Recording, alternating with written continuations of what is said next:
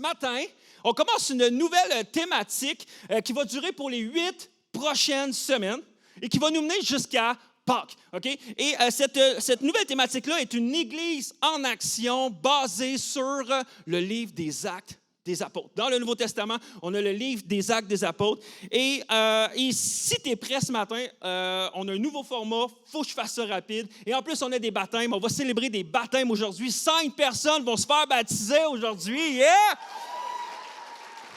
Donc, ce matin, je vais essayer de faire ce court, je vais essayer de faire ce bref, je vais essayer de faire ce précis. Donc, je vais beaucoup m'en tenir à une seule idée, mais je veux quand même nous mettre la base, la fondation pour tout le reste de la thématique. Donc, si vous avez une Bible, vous pouvez tourner avec moi dans le livre des Actes des Apôtres. Ça, c'est dans le Nouveau Testament. On a les 4 évangiles, Matthieu, Marc, Luc, Jean. Et par la suite, on a les Actes des Apôtres. Et on va commencer avec le chapitre 1. On va commencer avec le verset 1 et je vais essayer de décortiquer le plus possible, verset par verset. OK? Donc, on se lance. Vous êtes prêts? Oui. Merci pour les 10. On est à peu près 300, mais comme là, les 10 sont prêts. OK? Pour les autres, suis. OK, ça commence.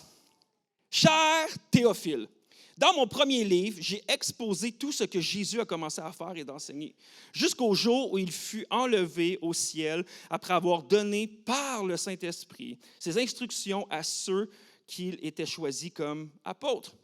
Après sa mort, il se présenta à eux vivants et leur donna des preuves nombreuses de sa résurrection. Il leur apparut pendant 40 jours et leur parla du règne de Dieu. Et ici, on parle de... ici, c'est Luc. Luc, c'est lui qui écrit l'Évangile de Luc. Et il dit, « Cher Théophile, j'ai exposé tout ce que Jésus a commencé de faire et d'enseigner. » Ce qui veut dire que je t'ai déjà mentionné dans mon Évangile, donc l'Évangile de Luc, parce que Luc, même au début de son Évangile, il écrit à Théophile. Et Théophile, il lui dit « Très honorable Théophile. » C'est une personne haut placée dans la société de Rome à ce moment-là, puis il lui dit, voici, je vais t'exposer. Qu'est-ce qui est arrivé avec Jésus? Et là, c'est l'Évangile de Luc. Et les Actes des Apôtres, c'est comme la suite, dans le fond. C'est comme si c'était le même livre. Et il commence, il dit, je vais t'exposer tout ce qui a trait à Jésus. Et Luc, c'est un médecin. Luc, c'est un docteur. Donc, pour lui, c'est important, les faits vrais, authentique. Fait qu'il dit, je ne veux pas juste me baser sur ce qu'on me dit, je veux aller voir des témoins oculaires. Et ça nous dit ça au début du chapitre 1 de l'Évangile de Luc. Je veux aller voir des témoins oculaires pour m'assurer de ce qu'on me dit à propos de Jésus est vrai et véritable. Et ce n'est pas juste une fable. Et il continue avec les Actes des Apôtres pour dire, je continue, Théophile, sur ce que je t'ai dit dans mon Évangile, dans ce que je t'ai donné, pour que t'exprimer que ce que je dis, c'est vrai. Tout ce qui est arrivé avec Jésus. Et après ça continue. Au verset 4, « Or, un jour, qu'il prenait un repas avec eux. » Donc, on parle de Jésus. À ce moment-là, je veux juste faire un petit recap également. Donc, les évangiles se terminent avec la mort de Jésus. Les Juifs ont crucifié Jésus. Dieu venu sur terre en tant qu'homme pour se faire crucifier, pour mourir pour les péchés de l'humanité. Et le peuple juif a crucifié Jésus. Mais 3 jours plus tard, Jésus est ressuscité. Et c'est ça qu'on célèbre quasiment tous les dimanches à Actes 21, que Jésus n'est pas mort, mais ressuscité. Merci pour les quelques amen. Je pense que ça, c'est vraiment quelque chose qui est ancré en nous. Jésus est ressuscité et ça nous dit que Jésus s'est présenté à des gens pendant 40 jours, dans son corps ressuscité. Et ça nous dit au verset 4 qu'il prenait un repas avec eux. Puis juste ça, je veux juste faire une parenthèse. Ça, c'est cool. Jésus, dans son corps ressuscité, mange, prend part au repas. Ça, mes amis, ça va être le ciel. Ça va être le ciel. On va être dans un corps, on va pouvoir manger, puis il va y avoir de la bouffe. Amen! C'est nice, là. Donc, des fois, on pense qu'on est comme, un coup qu'on va être au ciel, on va être comme, je ne sais pas s'il y en a qui se rappellent du film Casper. Tu sais, le fantôme, petit Casper. Puis là, des fois, il est là, Casper, il arrive, il mange, puis là, c'est comme la bouffe tombe à terre, puis parce que c'est un fantôme, puis c'est juste comme un genre d'esprit, un fantôme. Puis là, on pense que ça va être ça, le ciel. Non. Jésus est là, il se représente, ressuscité. À quoi ça va représenter le ciel? Il est là, en chair et en os, dans son corps, puis il est prêt à dire, « Hey, je vais manger avec vous. » Bref, je vais juste dire cette parenthèse-là. Il continue. Alors, Jésus leur recommande de ne pas quitter Jérusalem, mais d'y attendre que son Père leur accorde le don qu'il leur avait promis. c'est le don que je vous ai annoncé, leur dit-il. Car Jean a baptisé dans l'eau, ce qu'on vient célébrer également et qu'on fait, mais vous, dans le Saint-Esprit, c'est dans le Saint-Esprit que vous serez baptisés dans peu de jours. Et Jésus leur dit, OK, là, guys, vous allez retourner à Jérusalem, puis vous allez attendre. Vous allez attendre que je vous donne le don. Et la réalité, c'est que Jésus, la nuit avant qu'il meure sur la croix, a même partagé que les disciples allaient recevoir ce don-là, mais qui était comme, c'est pas tout de suite. Et donc, les disciples devaient attendre. Et après ça, Jésus se représente à eux et dit, attends. Il y a quand même une réalité biblique, je trouve, dans la patience. Il y a quelque chose qu'on retrouve dans une attribut de Dieu, de lorsqu'on attend, puis qu'on est vraiment fidèle et patient dans notre attente envers Dieu, Dieu réalise toujours ses promesses. Mais des fois, c'est nous qui ne sommes pas assez patients pour. Puis il leur dit, guys, là, vous allez attendre vraiment que ce que Jésus vous a promis, il va vous le donner. Puis après ça, il leur dit, car Jean baptisé d'eau, mais dans pas long, vous allez être baptisés du Saint-Esprit. Puis de quoi Jésus parle ici? De quoi il parle du baptême du Saint-Esprit? Ce que Jésus est en train de dire, c'est que être chrétien, ce n'est pas seulement de pouvoir dire, ah ben oui, je crois en Jésus, que Jésus est le Fils de Dieu, qui est venu sur terre, qui a vécu une vie parfaite, qui est mort, on l'a crucifié, on l'a tué, et que 3 jours plus tard, il est ressuscité, et que si on met notre foi et notre confiance en lui, on a l'assurance de pouvoir avoir la vie éternelle. Ça, c'est vraiment la base de la foi de la vie chrétienne. C'est ce qu'on appelle l'Évangile. Mais ce que Jésus dit, c'est qu'il y a ça, mais il y a de quoi d'autre également. C'est que, oui, après ça, il y a le baptême d'eau qu'on se fait baptiser dans l'eau lorsqu'on décide de mettre notre foi en Jésus. Mais il dit, après ça, il y a le baptême du Saint-Esprit. Ça veut dire qu'être chrétien, c'est qu'également, il y a une puissance qui est disponible à chacun d'entre nous lorsqu'on a décidé de mettre notre foi en Jésus. Et cette puissance-là, c'est le Saint-Esprit. Mais pourquoi Jésus nous donne le Saint-Esprit? Je vais y revenir dans quelques minutes. OK? Fait que restez avec moi, on revient après la pause. Ça nous dit par la suite, comme ils étaient réunis autour de lui, ils lui demandèrent, « Ouais, mais là, Seigneur, c'est-tu à ce moment-là que tu rendras le royaume à Israël? » Puis là, quand il parle de royaume, OK, à ce moment-là, pour nous, ça peut sembler comme on ne comprend pas ce qui se passe. Il faut savoir que Luc, quand il écrit, se réfère beaucoup à l'Ancien Testament. Okay? Et Dieu a fait une alliance avec le peuple d'Israël. Ça va être mon peuple, en qui j'ai mis toute mon affection, puis je suis le Dieu d'Israël. Et on en parle encore aujourd'hui d'Israël. On en parle aux nouvelles encore de ce qui se passe en Israël. Et ça, c'est toutes des choses qui se passent depuis l'Ancien Testament. Ce n'est pas nouveau d'aujourd'hui. Ça se passe depuis l'époque de l'Ancien Testament. Et les Juifs avaient espoir qu'un jour, Dieu allait envoyer un roi conquérant qui allait abattre tout le monde et que le peuple d'Israël allait régner sur toute la terre. Et là, les disciples disent, quand ils parlent de « Seigneur, est-ce que c'est à ce moment-là que ça va être le royaume des cieux? » Que là, tu vas revenir, puis tu vas régner, puis là, tu vas abattre tous les Romains qui nous persécutent. À cette époque-là, ils étaient sous l'emprise de Rome. Ils disent, à ce moment-là, tu vas vraiment persécuter tous les Romains, puis nous, le peuple d'Israël, les Juifs, on va régner avec toi. Puis il dit, hein? Ça ne vous appartient pas de savoir quand que je vais revenir. De connaître les temps et les moments que le Père a fixés de sa propre autorité. La réalité, c'est que ça va arriver. Il y a une promesse dans la Bible qui nous dit que Jésus, un jour, va revenir. Il va revenir pour régner. Puis il va prendre avec lui le peuple d'Israël, mais également tous les croyants qui ont mis leur foi en Jésus. Ça va arriver. C'est quelque chose qui est promis de l'Ancien Testament, dans le Nouveau Testament. Ça va arriver. Mais aujourd'hui, je ne parlerai pas de ça. Mais on va pouvoir en parler plus tard. Actes 21, j'en suis sûr. Puis après ça nous dit ceci au verset 8. Actes 1, 8. Jésus leur dit, « Mais le Saint-Esprit descendra sur vous, vous recevrez sa puissance et vous serez mes témoins à Jérusalem, dans toute la Judée, la Samarie et jusqu'au bout du monde. » Et moi, je suis convaincu, en fait, puis lorsqu'on regarde, on étudie le livre des Actes, Acte 1, 8 est le passage le plus important de tout le livre des Actes. Acte 1, 8 représente tout ce qui va se passer dans le livre des Actes des Apôtres. « Mais le Saint-Esprit descendra sur vous. Et vous recevrez une puissance et vous serez mes témoins à Jérusalem, dans toute la Judée, la Samarie, jusqu'au bout du monde. » Les apôtres, les disciples de Jésus vont recevoir le Saint-Esprit, puis ils vont être des témoins. Et ensuite de ça, ça a le lieu.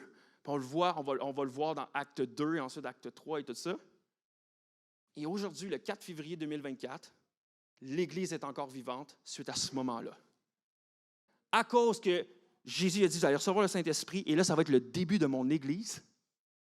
Et là, à ce moment-là, vous allez avoir une puissance et l'Église va débuter. Et encore aujourd'hui, on est là, grâce à cette promesse-là du Saint-Esprit. Et je veux mettre l'emphase sur Acte 1:8 ce matin. Je veux m'arrêter spécialement sur ce passage-là. Je crois que c'est vraiment important. Parce que quand Jésus a annoncé l'arrivée du Saint-Esprit, il dit, vous serez remplis d'une puissance et vous serez mes témoins. Et ça, c'est le mot très important rattaché au Saint-Esprit. Le mot témoin, c'est un mot qui se réfère à la cour de justice. Hein, quand tu es appelé à témoigner, tu es appelé à avoir un témoignage, ça veut dire que ça signifie donner un témoignage de ce que tu as vu et entendu. En d'autres mots, la puissance du Saint-Esprit va t'être donnée pour t'aider à bien articuler haut et fort ce que signifie d'avoir une relation avec Jésus. C'est ça. J'aimerais juste nous dire ce matin et qu'on comprenne chacun d'entre nous le début d'Acte 1:8, le début des Actes qui dit ceci. En fait, la principale fonction du Saint-Esprit est de remplir les croyants pour la mission de faire grandir le royaume de Dieu sur terre. Et je pense que chacun d'entre nous, on doit comprendre ça. La principale fonction du Saint-Esprit est de remplir les croyants pour la mission de faire grandir le royaume de Dieu sur terre. Et le livre des Actes, on va le voir tout au long de la thématique pendant les 8 prochaines semaines, met beaucoup d'emphase sur le Saint-Esprit. Beaucoup d'emphase. Mais le problème, c'est que nous aussi, des fois, dans notre culture chrétienne, on met beaucoup d'emphase sur le Saint-Esprit. Mais souvent, on ramène le Saint-Esprit à une émotion. On ramène le Saint-Esprit à une expérience émotionnelle, à une expérience sensorielle. J'aimerais vous dire, pour que ça soit clair pour chacun d'entre nous, la fonction principale du Saint-Esprit, c'est de nous donner un feu pour la mission. Un feu pour la mission. Alors que le Saint-Esprit vient sur toi, c'est pour que tu sois en mesure de bien articuler aux gens autour de toi qui ne connaissent pas Dieu, comment Dieu t'a parlé, comment Dieu t'a transformé, comment Dieu t'a sauvé, comment Dieu a restauré ta vie, ton mariage, ta famille, comment Dieu t'a délivré des dépendances. Quel est le message de Dieu? Quel est le message de l'Évangile? Pourquoi Jésus est venu sur terre? Le Saint-Esprit veut venir en toi pour que tu puisses en mesure de bien articuler ça aux gens autour de toi. Haut et fort. Comment tu étais perdu, mais que tu as été retrouvé. Comment tu étais aveugle, mais maintenant tu vois. Comment Dieu a tout transformé ta vie. Le Saint-Esprit est là pour te donner une puissance de partager la gloire de Dieu. C'est ça le Saint-Esprit. Mais j'aimerais qu'on comprenne ici que quand on lit les Actes des Apôtres, et voici ce qui pourrait vous arriver durant les 8 prochaines semaines, OK? Ça se pourrait que pendant les 8 prochaines semaines, alors qu'on va partager sur les Actes des Apôtres, que tu aies en toi une colère, une tristesse. Pourquoi? Parce que ça se pourrait que tu sois fâché de voir que les Actes des Apôtres démontrent à quoi devrait ressembler la vie d'un chrétien sur terre, sous l'influence du Saint-Esprit. Puis là, tu regardes ta vie, puis tu es comme, pas de l'air de vivre ça, moi, là. Et ça pourrait créer en toi une colère, une incompréhension. Puis dans les Actes des Apôtres, on voit des vagues et des vagues et des vagues de miracles, de guérison, d'onction, de puissance, de libération. On voit plein de choses extraordinaires. Puis là, demain matin, tu vas te lever à 5h30 le matin, faire le lunch des enfants. Après ça, tu vas aller travailler.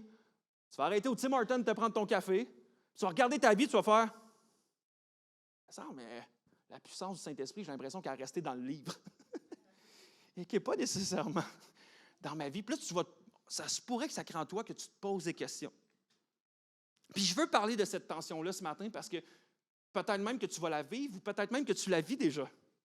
Que des fois, tu as un défi de comme pourquoi je n'ai pas l'air de vivre qu'est-ce qui se passe dans ce livre-là. Puis il faut se rappeler que la première fonction du Saint-Esprit, c'est de donner la puissance d'être quoi? Un témoin. D'être un témoin. La puissance du Saint-Esprit est là pour donner de la puissance lorsqu'on veut partager notre témoignage et de parler de Jésus.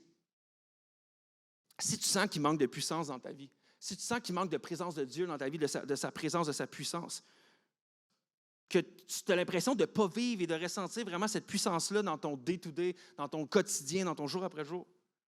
Puis peut-être que tu entends des témoignages de personnes dans l'Église ou dans ton groupe Connexion, qu'eux, ils vivent des choses extraordinaires avec Dieu, puis tu as l'impression que leur expérience chrétienne et que ton expérience chrétienne sont à des kilomètres d'opposition. Tu es comme, pourquoi moi je ne vis pas ça? Mais voici un questionnement que j'aimerais nous proposer ce matin et que je me propose. Puis quand que je faisais ce message-là, j'ai été challengé, mes amis. Peut-être que la puissance du Saint-Esprit est absente de notre vie parce que la mission est ignorée. Peut-être que la puissance du Saint-Esprit n'est pas sur notre vie parce que nous ne sommes pas en mission. C'est une proposition, questionnement. Peut-être qu'on ne voit aucune action du Saint-Esprit parce qu'on n'est pas en mission. On ne cherche pas à être des témoins. Si on n'est pas si on n'est pas en mission, pourquoi on aurait besoin du Saint-Esprit? C'est comme si on est dans l'armée, puis là, c'est comme si on est appelé une armée de Dieu. Là. C'est comme si on dit, OK, Jésus, je vais être dans ton armée, je vais être avec toi. Puis là, il donne un arme, il donne un casque, il donne des bottes, tu es prêt à aller à la guerre, mais tu restes dans la réserve comme ça. Puis tu es comme, va! Non, je suis juste content d'avoir le gun. Je suis juste content d'avoir le casque. Je suis juste content d'avoir les bottes. Je fais partie de l'équipe. Oui, mais on te donne ça pour que tu ailles à la guerre. Va! Non, je ne veux pas aller en mission, moi. Je veux rester ici, je suis content. Ça va. Puis c'est comme, oui, mais pourquoi on te donne ça d'abord? On va le donner à quelqu'un d'autre, que cette personne est en mission, pour que ça serve. Puis voici quelque chose qui m'agace, puis qui me challenge, okay? Qui me challenge personnellement. C'est que dans la culture chrétienne moderne, on a fait du Saint-Esprit quelque chose qui est entre les murs de l'Église, quand la promesse du Saint-Esprit est pour l'extérieur des murs de l'Église. On parle du Saint-Esprit beaucoup là. Mais quand est-ce qu'on en parle pour l'extérieur? On a fait du Saint-Esprit une expérience. Il faut que tu expérimentes le Saint-Esprit. On a fait du Saint-Esprit un feeling que tu ressens quand le band joue ta toune. Là, tu es là, tu sens-tu le Saint-Esprit, là? Hein? Non, c'est juste que tu aimes cette toune-là. Puis ça te donne des frissons. Moi, je vais voir des concerts de musique et ça me donne les mêmes frissons que certaines chansons qu'on fait à l'Église. On a fait du Saint-Esprit le moment magique où tu prends ta Bible au hasard et là, il y a un verset qui te parle. Tu es là, ça, c'est le Saint-Esprit. On a fait du Saint-Esprit que tu te lèves le matin et là, tu fais comme, il y en a c'est incomparable. Puis là, tu as ça dans ta tête et là, tu arrives à l'Église puis là, il y a fond. Il y a fond le matin, quelle grâce incomparable. Ça, c'est le Saint-Esprit. On a fait du Saint-Esprit quelque chose qu'on vit à l'interne puis juste.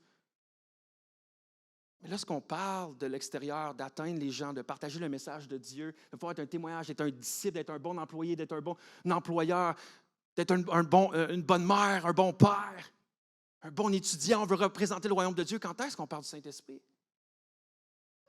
Puis voici une question que je me suis posée il y a environ 8 ans. Et ça m'a challengé cette question-là. Et je me suis rappelé ça alors que je faisais le message. Puis selon moi, quand je m'avais posé cette question-là, ça a changé comment que j'orientais ma vie. Okay? Et cette question-là a révélé l'état de mon cœur et le désir de mon cœur. Et j'aimerais que je vous pose cette question-là ce matin pour voir qu'est-ce que ça révèle de votre cœur. Voici la question. Si Jésus, ce matin, se présentait dans la salle ici et il disait, « OK, guys, aujourd'hui, je suis prêt à exaucer puis à dire oui à chacune des prières que vous avez prononcées, que vous avez demandées à Dieu de toute la semaine. » Si Dieu disait oui et exaucerait toutes vos prières de cette semaine, ma question est, combien de personnes seraient sauvées? Tu aurais peut-être de la paix, tu aurais peut-être passé ton examen, tu aurais peut-être un nouveau poste, un nouveau char. Est-ce qu'une personne, au moins une personne, serait sauvée? Et on continue. Si Jésus disait, OK, j'exauce toutes vos prières du dernier mois, combien de personnes seraient sauvées? Rencontreraient Jésus. De la dernière année, est-ce qu'on aurait un réveil ou on aurait quelques conversions? Moi, ça m'a challengé. Il y a 8 ans, quand je me suis posé ça, ça m'a tellement challengé que c'est pour ça que je me sentais hypocrite alors que j'étais pasteur jeunesse à ce moment-là. Puis je disais aux jeunes, allez, partagez Jésus dans votre entourage. Puis moi, je retournais masser dans mon bureau. Puis je faisais rien. Je suis comme, pourquoi j'ai besoin de Saint-Esprit dans ce cas-là? Et c'est à ce moment-là que j'ai commencé à aller travailler dans le monde séculier, de commencer à coacher une équipe de volleyball, commencer à jouer au volleyball avec des gens. Puis de dire, non, moi, je vais être entouré de non-croyants. Je vais être entouré de non-croyants, puis je veux être là pour être un témoignage, puis partager Jésus. Et à ce moment-là, j'ai besoin de ton Saint-Esprit, Jésus. Puis peut-être que c'est une question qui vous fait mal ce matin, comme qu'elle me fait mal. Puis même dernièrement, alors que j'écrivais ça, j'étais comme, honnêtement, pas beaucoup de conversion. Pas beaucoup de conversion. Puis voici un défi auquel on peut faire face.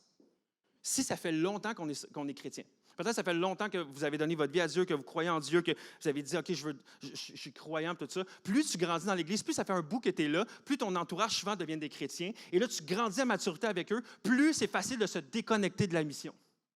Plus c'est facile de dire, j'ai mon entourage, j'ai des chrétiens, ça va bien, puis qu'on se déconnecte de la mission, puis on pense que c'est la job des autres de faire ça. Inconsciemment. Mais si ce matin, comme je l'ai mentionné, si Dieu choisit d'exaucer toutes nos prières de la dernière semaine et que personne ne serait sauvé, peut-être tu te dis, ouf. Peut-être que tu te dis, ouf, Dieu n'exaucerait pas grand-chose parce que je n'ai pas bien prié. Ça, c'est une affaire. C'est une affaire, mais on ne réglera pas ça aujourd'hui. Mais peut-être que tu ferais comme, il faudrait que je me mette à prier là-dessus. Et je veux vous donner un challenge. Si vous êtes croyant, vous avez choisi en fait que Acts 21 est votre Église. Si vous êtes un invité, ce matin, je ne parle pas à vous, je parle à tous ceux que Acts, c'est votre Église. J'aimerais vous donner un challenge, vous mettre au défi ensemble, qu'à partir d'aujourd'hui, jusqu'à la fin de la thématique qui nous mène à Pâques, que tu t'engages avec moi à prier pour une personne qui ne connaît pas Jésus à chaque jour jusqu'à Pâques. Puis là, tu te dis, quoi? C'est intense, là, chaque jour. C'est combien de temps, ça? 56 jours? Hey, ça vaut-tu la peine de prier 10 secondes par jour pour une personne qui ne connaît pas Dieu? Puis la réalité, là, c'est que peut-être qu'alors qu'on commence aujourd'hui, puis demain et puis après-demain, peut-être qu'on va déjà commencer à voir une différence bien avant 56 jours. Pourquoi? Parce que lorsqu'on commence à s'intéresser à la mission, à s'intéresser aux gens qui ne connaissent pas Dieu, il y a une puissance qui est libérée. Il y a une puissance qui est là et c'est le Saint-Esprit. Et le Saint-Esprit est prêt à agir immédiatement. À prier, Dieu, je te prie pour cette personne-là, puis je te prie d'ouvrir son cœur à l'Évangile. Et peut-être que tu t'engages que cette personne auquel que tu pries, à l'inviter pour Pâques, qui est un endroit facile pour inviter quelqu'un souvent. Mais j'aimerais nous rappeler, quelle est la mission de Jésus sur terre? Quelle est la mission de Jésus sur terre? Luc 19, la même personne qui écrit les Actes des Apôtres nous dit ceci, Luc 19, verset 10. « Car le Fils de l'homme est venu chercher et amener au salut ce qui était perdu. » C'est Jésus qui parle à ce moment-là. Il cite Jésus. En tant que chrétien, en fait, j'aimerais pas dire chrétien, parce qu'aujourd'hui, comparativement à l'époque du Nouveau Testament, aujourd'hui, plein de monde se disent chrétien. Mais c'est peut-être pas vrai. Puis, tu peux dire chrétien et ne pas nécessairement suivre Jésus. Fait que j'aimerais dire, en tant que quelqu'un qui suit Jésus, en tant que quelqu'un qui veut obéir à Jésus, en tant qu'une personne qui se dit disciple, et non seulement qui se dit disciple, mais que si Jésus il serait là, il serait capable de dire, c'est mon disciple également. Si chacun d'entre nous qui veut suivre Jésus, notre mission, notre but premier sur terre, c'est de continuer la mission de Jésus qui est venu faire sur terre, qui est de chercher à amener des gens au salut, ceux qui sont perdus. C'est notre mission. Pas juste d'être sauvé. « Hey, merci Jésus pour la vie éternelle, ciao, bye! » Puis tu t'en vas, puis tu fais ta vie comme tout le monde. Non! Jésus dit « Hey, si tu es avec moi, tu es dans la mission avec moi. » Dieu veut tellement que les gens viennent à sa rencontre. C'est ça le cœur de Dieu. Le cœur de Dieu, c'est que plein de gens viennent à sa rencontre et ils tardent à revenir. Jésus tarde à venir parce qu'il veut que le plus de gens possible viennent à sa rencontre. Alors, en tant que croyant, on choisit de revenir et de retourner à la mission. Jésus, c'est mon cœur pour nous ce matin. Et que tout d'un coup, alors qu'on choisit d'être en mission, le Saint-Esprit nous vient de donner une puissance. Et qu'on expérimente des choses extraordinaires. Puis j'aimerais vous dire ce matin, là, puis je veux faire une parenthèse parce que mon cœur, c'est pas de vous remplir de honte, de culpabilité, faire comme « je suis pas en mission », puis là tu repars d'ici avec un fardeau, puis tu es comme « là je suis pas bien, là je suis pas bien, puis là je me sens pas à la hauteur, je me sens pas assez, puis là, pourquoi que je fais pas ci, pourquoi je fais pas ça ». Mon but, c'est vraiment pas ça. Si c'est ça, si c'est comme ça, tu te sens, c'est vraiment pas ça le but, là, puis je veux te ramener avec moi. Mon cœur ce matin, c'est pas de te mettre la honte, mon cœur ce matin, c'est de t'inviter dans une aventure.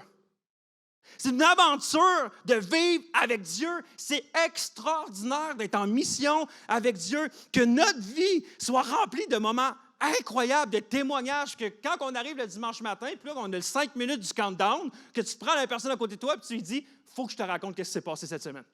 C'est trop incroyable. Et qu'on puisse se partager la puissance de Dieu au travers de notre vie. Puis je crois vraiment que de vivre une vie en mission pour Dieu est un des meilleurs remèdes pour éloigner le péché de notre vie. Je vous explique. Je pense que des fois, le péché est aussi attrayant parce que notre vie est ennuyante. À cause que notre vie semble, on dirait qu'il n'y a rien d'extraordinaire, notre vie est ennuyante, tout d'un coup, le péché est attrayant. Puis on a le goût de vivre de quoi? Mais si tu vis une vie avec Dieu, en mission, tu vois des choses extraordinaires, tu vois le Saint-Esprit agir, tu vois des conversions, tu vois des miracles, tu pries pour des guérisons, il se passe plein de choses. À ce moment-là, le péché va dire « Hey, ce serait cool que tu vives telle expérience. » On va faire « C'est bien plus incroyable d'être avec Dieu.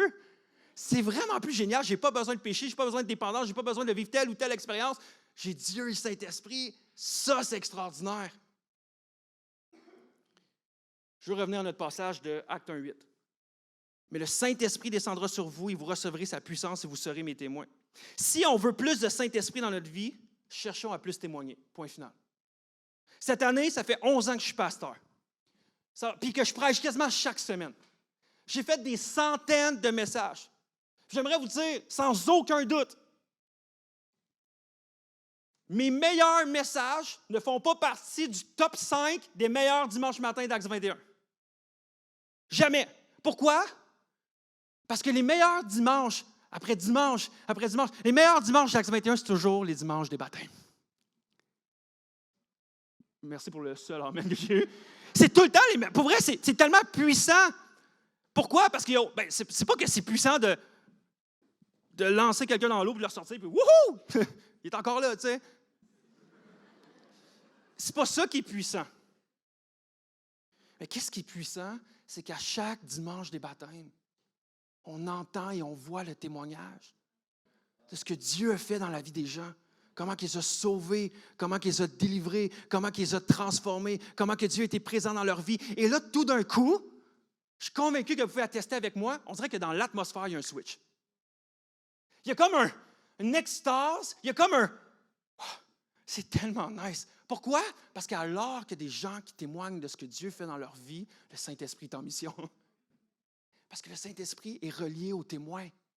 Le Saint-Esprit est relié au témoignage. Et c'est là que des gens sont transformés, des gens, puis on t'en pleure, on capote, on est là.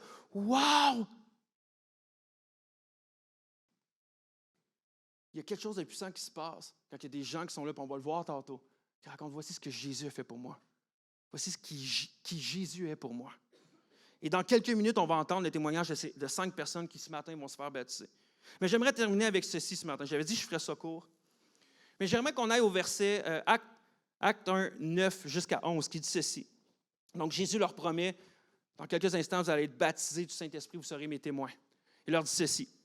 Après ces mots, donc après que Jésus a dit ceci, ils le virent s'élever dans les airs et un nuage le cacha à leur vue. Ils gardaient encore les yeux fixés au ciel pendant qu'ils s'éloignaient, quand 2 hommes vêtus de blanc, on ose croire que c'est des anges, se présentèrent devant eux et leur dirent, « Hommes de Galilée, pourquoi restez-vous ainsi à regarder le ciel? C'est Jésus qui a été élevé au ciel du milieu de vous, en redescendra un jour de la même manière que vous l'avez vu monter. » Jésus leur dit, « Guys, restez à Jérusalem, là, et vous allez recevoir une puissance du Saint-Esprit. OK? Et vous allez être en mission. » Et là, Jésus s'en va au ciel, puis là, ils sont tous dans un... Puis ils restent comme ça. Puis là, ils sont comme dépourvus. Et là, il y a 2 anges qui se présentent, fait comme, « Hey, guys, oh! Allez! C'est le temps d'aller. Regardez pas au ciel comme ça, à attendre qu'un jour Jésus va revenir. Il va revenir. Maintenant, c'est le temps d'être en mission. » Et j'aimerais vous dire, c'est facile pour nous peut-être de dire, je suis croyant, je suis chrétien, j'ai donné ma vie à Dieu, j'ai convaincu que Jésus est mort pour mes péchés, qu'il est ressuscité, puis comme je suis convaincu que je vais avoir la vie éternelle, fait que je vais juste rester comme ça, à attendre que je meure. Puis tu restes là, puis tu attends. Non! Attends pas qu'il y ait deux hommes blancs, deux hommes vêtus de blanc qui viennent « Hey, chop, chop! » Oh! C'est le temps d'être en mission! Restez pas là.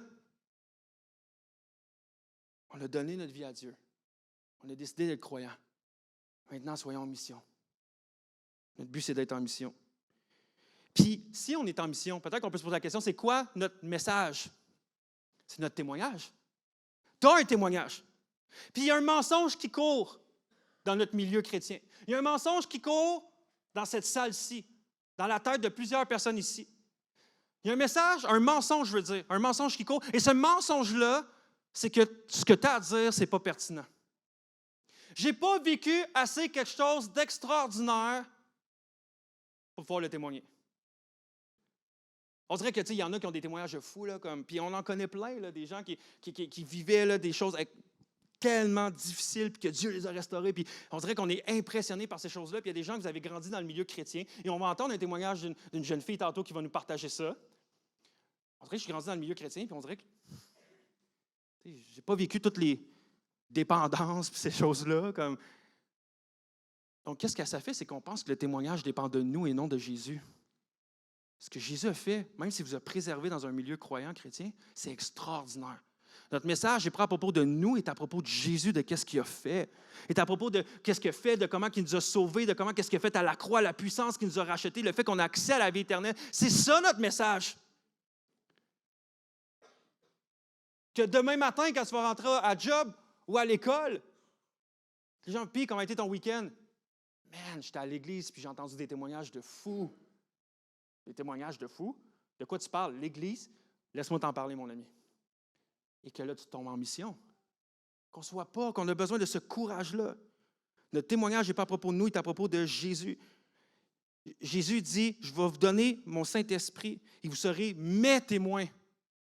On est là pour témoigner de Jésus. On est à lui, ce témoignage est à propos de lui.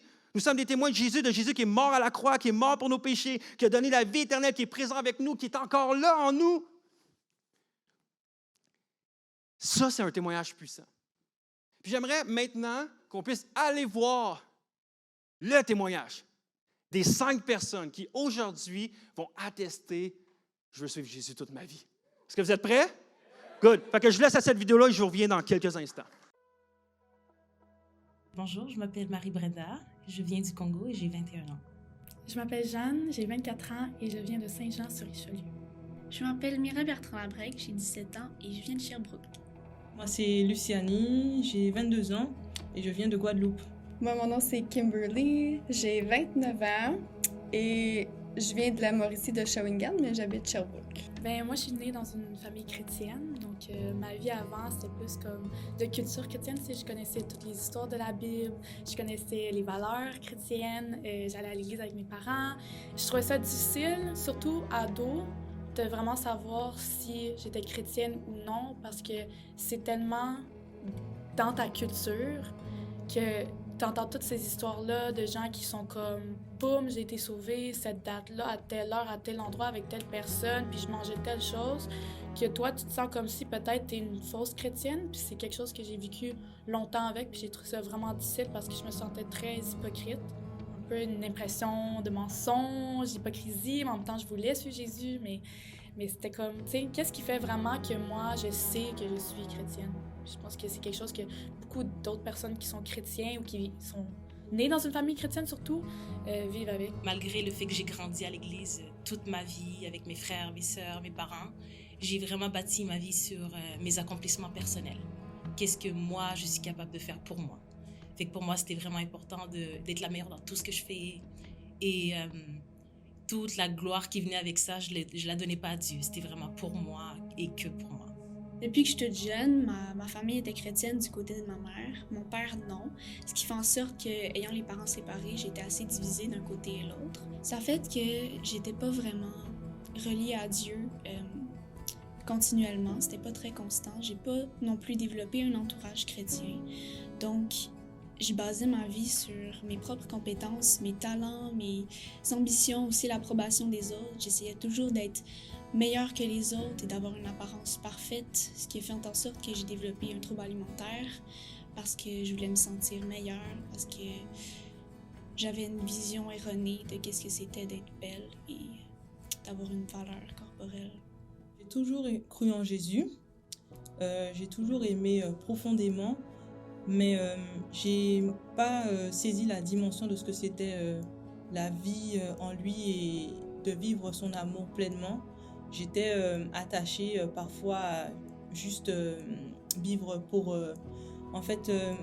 vivre de futilité, de ce que les autres pouvaient penser ou peut-être de ce que moi je me fixais comme façon de vivre, comme objectif. En fait, je vivais pour moi, on va dire, avant de vraiment connaître Jésus et de l'accepter comme maintenant.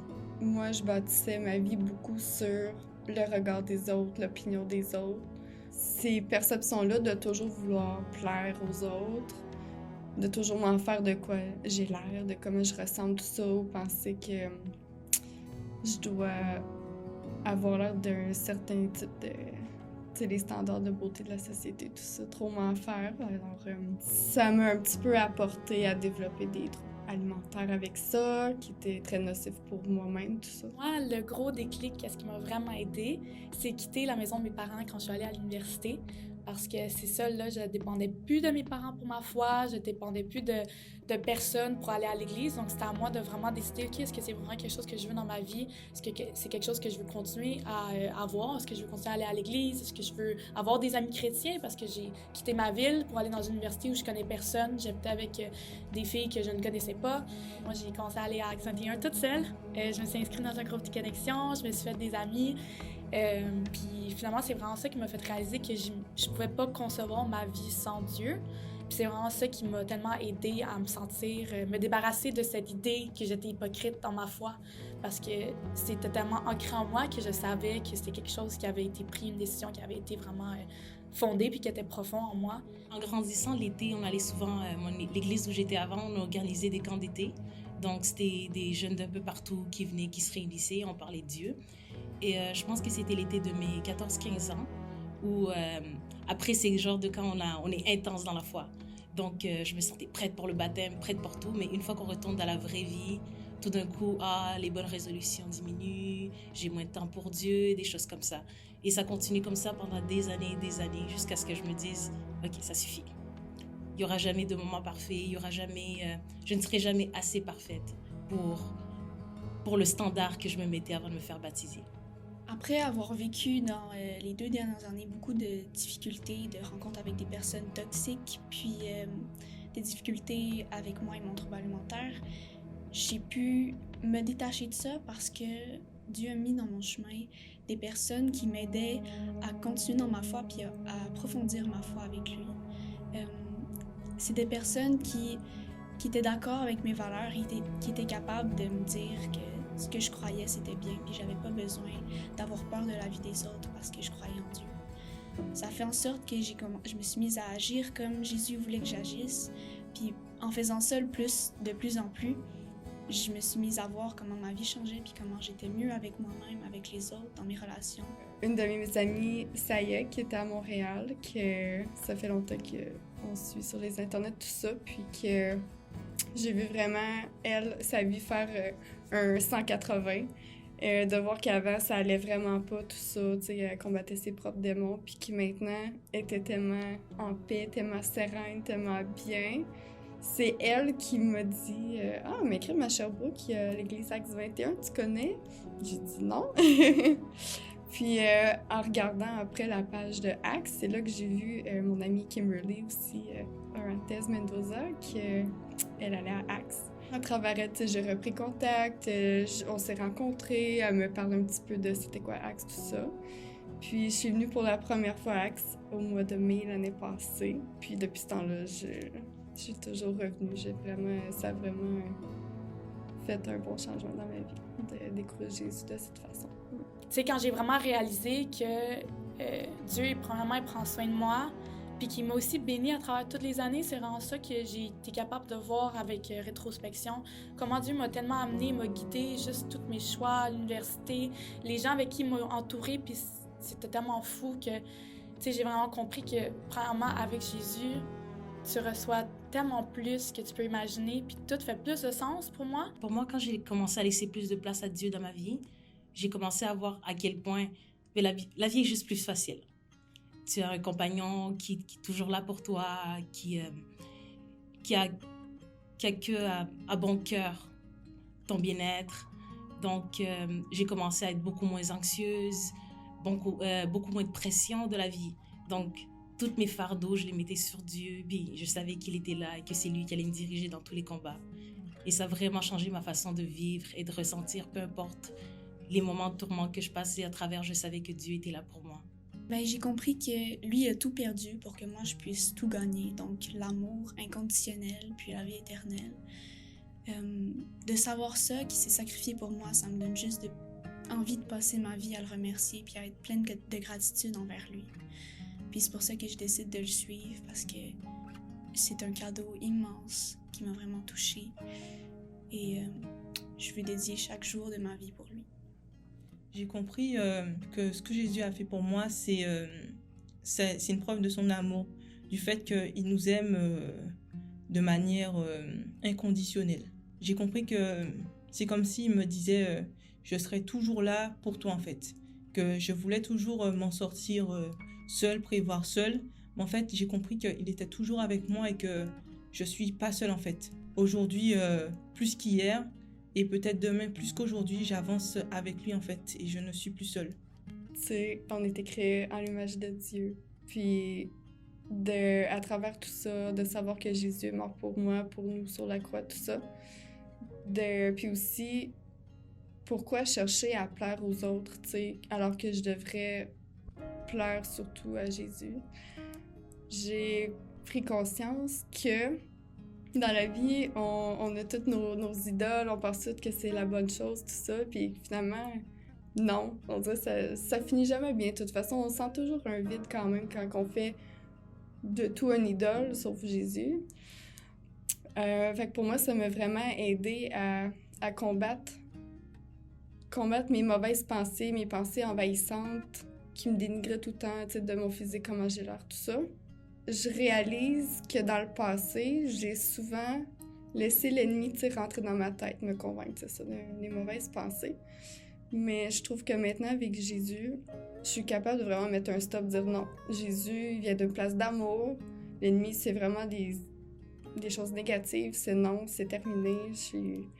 Je vais me faire baptiser. Pour moi, c'est... j'ai beaucoup parlé d'amour avant. Pour moi, c'est comme pour sceller mon union et dire à Jésus que je l'aime, en fait. Que je l'aime et que pour moi, je lui dis oui. Pour le reste de ma vie sur Terre. Et au-delà. J'ai vécu quelque chose quand j'étais toute petite qui était des amis qui s'étaient moqués de moi parce que je croyais en Dieu. Puis ça a fait en sorte que je me suis vraiment refermée sur ma foi puis que j'ai arrêté d'en parler pendant une bonne dizaine d'années. Puis maintenant que je suis prête à suivre Jésus puis que j'ai envie de faire qu'est-ce qu'il veut que je fasse, c'est cette révolution-là à l'intérieur de moi d'être capable de m'affirmer aujourd'hui puis de dire devant tout le monde publiquement que je veux le suivre, que je suis d'accord avec ce qu'il veut pour moi et qu'il va être mon guide pour le reste de ma vie. Je veux me faire baptiser parce que je vais concrétiser ma relation avec Dieu.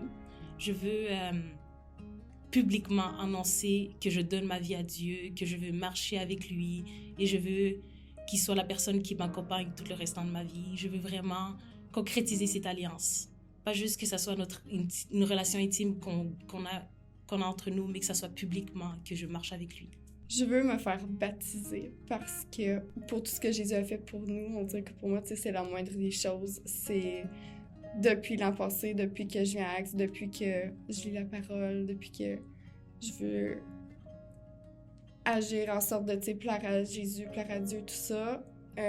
C'est quelque chose que je veux continuer dans ma vie, c'est quelque chose que je veux déclarer, quelque chose que je veux partager aussi. Puis... Je veux me faire baptiser parce que c'est le temps. J'ai pas d'autres mots. Je pense que j'ai tellement vécu longtemps dans ce sentiment d'hypocrisie, de mensonge. Il y a 4 ans, je voulais me faire baptiser avant de partir pour l'université. Puis finalement, je l'ai pas fait. C'est juste jamais arrivé.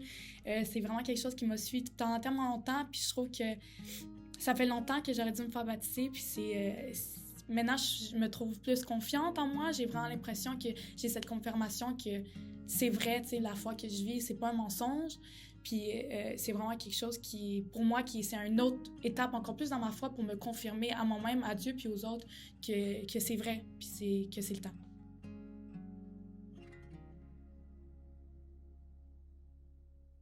Wow. Ressentez-vous la puissance? Hein, il y a quelque chose, c'est tellement beau de voir cette transformation-là, ce que Dieu fait dans le cœur de ces personnes-là, puis comment que Dieu parle et sauve encore aujourd'hui. Il est encore là, il est présent. Puis avant qu'on aille en louange puis qu'on célèbre ensemble les baptêmes, j'aimerais juste vous partager que leur témoignage pourrait être votre témoignage. Puis peut-être que tu es ici ce matin puis que c'est une des premières fois que tu viens, ou c'est une des premières fois que tu entends parler de Jésus, que tu entends des témoignages comme ça. Tu as peut-être été invité, tu es en visite, peut-être un membre, une personne qui va se faire baptiser t'a invité. Mais j'aimerais juste dire que cette même transformation-là, cette même liberté-là, cette même joie de vivre-là, de voir Jeanne à la toute fin puis de dire « c'est le temps ». C'est accessible pour toi. C'est accessible à toi. Puis que tu peux avoir cette même assurance-là de pouvoir vivre avec Dieu ici, mais de te retrouver également avec Dieu lorsque ton temps sur terre va être terminé. Puis qu'est-ce qu'il faut faire? Qu'est-ce qu'il faut faire? Et c'est là que, lorsque les disciples reçoivent le Saint-Esprit, il y a plein de gens qui sont témoins de ça. Et l'apôtre Pierre se lève et il se met à faire un message, un témoignage. Il commence à être le témoin de Jésus.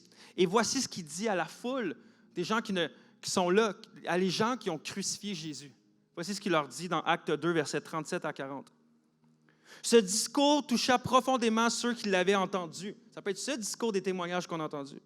Ils demandèrent à Pierre et aux autres apôtres, « Frères, que devons-nous faire? » Pierre leur répondit, « Changez et que chacun de vous se fasse baptiser au nom de Jésus-Christ, pour que vos péchés vous soient pardonnés.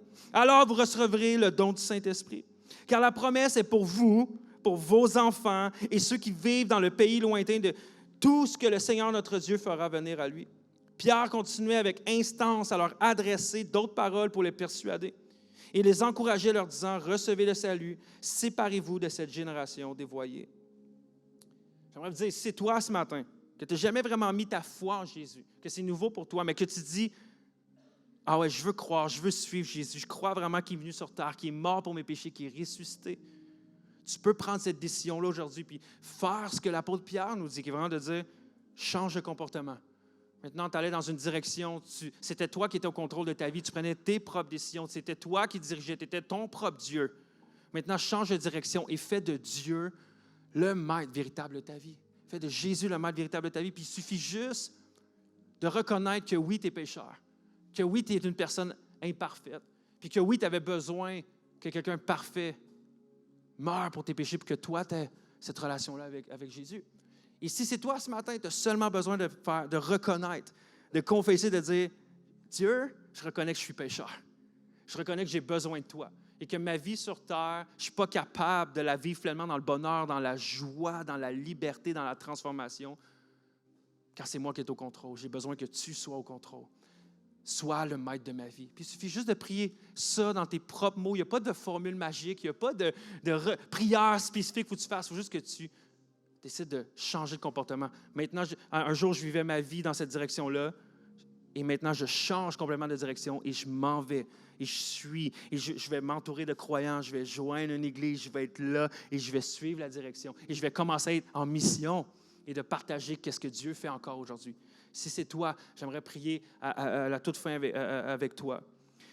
Mais j'aimerais juste dire que si tu es ici ce matin et que tu es un croyant, je veux juste te rappeler ce matin, puis juste te faire l'encouragement de participer dans l'aventure, d'être en mission. Te rappeler, nous rappeler, me rappeler. On est appelé à une mission. Choisissons cette mission-là ensemble. Notre mission, ce n'est pas de réussir à aller à l'église le dimanche matin puis de me lever de mon lit. Notre mission, c'est de partager l'amour incroyable de Jésus qu'il y a pour nous. Et qu'on puisse être courageux et courageuses. Et alors qu'on prend le courage, comme ces personnes-là, de témoigner ce que Dieu a fait, on prend le courage et on peut avoir l'assurance que le Saint-Esprit va être avec nous, puis qu'il va nous parler, qu'il va nous conduire. Puis tu vas voir des choses incroyables dans ta vie. Et ta vie va être une aventure extraordinaire. J'aimerais vous encourager, nous encourager à sortir d'ici ce matin et dire, je vais être en mission. Je vais être en mission. Et peut-être de réaliser de comme, c'est vrai, je n'ai pas été en mission comme j'aurais dû. Puis, merci, j'ai pris pour acquis la grâce et l'amour de Dieu pour moi toute seule. Et j'ai été comme, je garde ça pour moi. Mais soyons altruistes avec l'amour de Jésus. Donnons-le, partageons-le. Soyons comme, c'est comme si Dieu nous partage, puis nous on fait comme, maintenant c'est à moi. Non, on partage. On partage. Est-ce qu'on peut se lever ensemble? On va clore en louange, en prière, puis on va remercier Dieu pour le Dieu extraordinaire qu'il est, de comment il sauve et parle et transforme, il touche la vie de plusieurs personnes encore aujourd'hui. Et qu'on va le prier, on va le louer parce qu'on veut également nous être en mission puis qu'il puisse nous empower par son Saint-Esprit. Et également, on va célébrer ce que Dieu va faire avec chacune des personnes qui va se faire baptiser, qui va aller dans l'eau. Et vous connaissez notre culture à Acts 21, que lorsqu'une personne se présente et commence à monter pour se faire baptiser, on veut l'applaudir, on veut vraiment lui rendre honneur, dire « Wow, c'est la plus belle décision que tu fais de ta vie! » Et surtout, lorsqu'elle sort de l'eau, on peut-tu rendre gloire à Dieu pour une vie qui est transformée et dédiée à Dieu, le Tout-Puissant. Donc, on va célébrer. Donc, je m'attends que ça soit loud. Je m'attends que ça soit fort et que vous puissiez encourager chacune de ces personnes-là. Prions ensemble. Père éternel, je veux te prier pour chacune des personnes qui, ce matin, ont le cœur de vouloir dire « Dieu, je veux te suivre. Dieu, viens prendre mes fautes. Viens prendre mes dépendances. Viens prendre mes péchés. Viens prendre tout ce qui ne te plaît pas. Viens prendre toutes les idoles, tous les faux dieux dans lesquels j'ai l'impression de mettre ma confiance puis ça ne marche pas. Toutes les autres religions qui promettent vraiment le bonheur d'être heureux, mais que je suis tout le temps à sec, je suis tout le temps à vide. Dieu, tu es le seul vrai Dieu. Tu es le seul vrai, tu es le Christ, tu es mort, tu es encore vivant aujourd'hui. Toutes les autres religions, tous les autres dieux sont morts, mais toi, tu es vivant et on veut se retourner vers toi, te donner notre vie. Je te prie pour chacune des personnes ce matin qui veulent s'abandonner à toi, que leur décision ce matin soit forte, soit ferme et que ça soit quelque chose de solide qui va les mener même dans les prochains baptêmes à peut-être être baptisés pour dire « Je m'engage à suivre Jésus ». Donc Dieu, merci de convaincre, merci d'envoyer ton Esprit Saint pour convaincre chacune de ces personnes-là. Et Dieu, je te prie pour chacun d'entre nous, pour le reste d'entre nous, les croyants, les croyantes, les chrétiens, les disciples, ceux qui veulent t'obéir. Dieu, renouvelle en nous notre feu, notre passion pour la mission, de partager ton amour, de partager ta grâce, de partager notre témoignage de ce que Dieu te fait dans notre vie et qu'on puisse avoir ce feu-là de le partager aux gens autour de nous. Peu importe leur regard, peu importe la peur du rejet. Dieu, on brise la peur du rejet, on brise l'orgueil, on brise la peur de pouvoir être mis de côté. Dieu, on a l'assurance que lorsqu'on est aimé de toi, on n'a pas besoin d'être aimé des gens autour de nous parce qu'on est aimé de toi. Dieu, donne-nous ce cœur-là, ce feu-là, et on veut dire qu'on t'aime. Dans le nom puissant de Jésus, reçois notre louange. Et tout le monde dit Amen avec moi.